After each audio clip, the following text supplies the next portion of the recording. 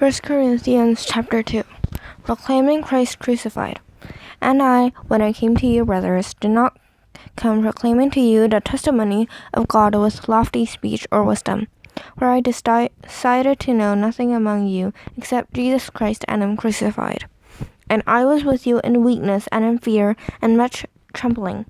And my speech and my message were not in plausible words of wisdom, but in demonstration of the Spirit and power, so that your faith might not rest in the wisdom of men, but in the power of God. Wisdom from the Spirit. Yet among the mature we do impart wisdom, although it is not a wisdom of this age or of the rulers of this age who are doomed to pass away. But we impart a secret and a hidden wisdom of God, which God decreed before the ages for our glory.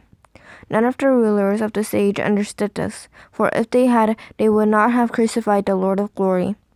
But as it is written, what no eye has seen, nor ear heard, nor the heart of man imagined, what God has prepared for those who love Him. These things God has revealed to us through the Spirit. For the Spirit searches everything, even the depths of God. For who knows a person's thought, except the spirit of that person, which is in him? So also no one comprehends the thoughts of God, except the Spirit of God. Now we have received not the spirit of the world, but the Spirit who is from God, that we might understand the things freely given us by God. And we impart this in words not taught by human wisdom, but taught by the Spirit, interpreting spiritual truth to those who are spiritual. The natural person does not accept the things of the Spirit of God, for they are folly to him, and he is not able to understand them because they are spiritually discerned. The spiritual person judges all things, but is himself to be judged by no one. For who has understood the mind of the Lord so as to instruct him? But we have the mind of Christ.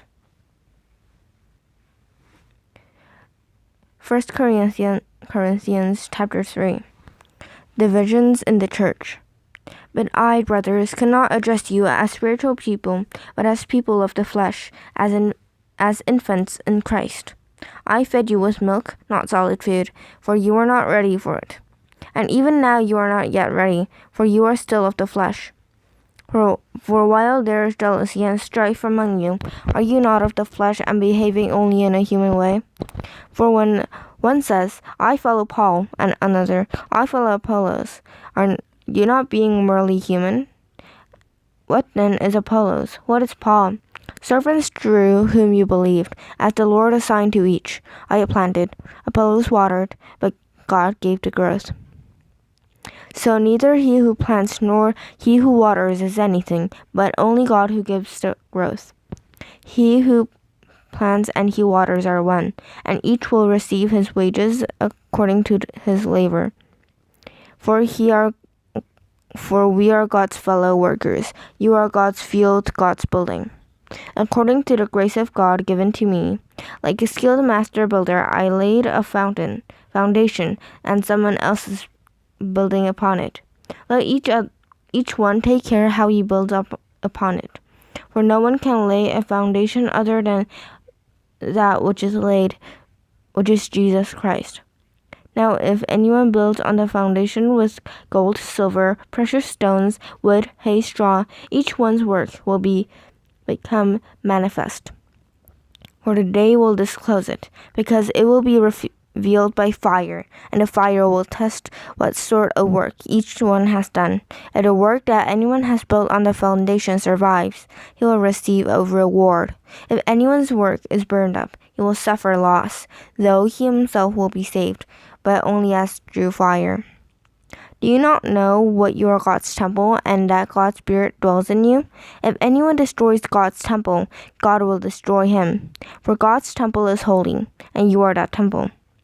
Let no one deceive himself. If anyone among you thinks that he is wise in this age, let him become a fool that he may become wise. For the wisdom of this world is folly with God. For it is written, He catches the wise in their craftiness. And again, the Lord knows the thought of the wise, that they are futile. So let no one boast in men, for all things are yours, whether Paul or Apollos or Cephas or the world or life or death or the present or the future. All are yours and you are Christ's, and Christ is God.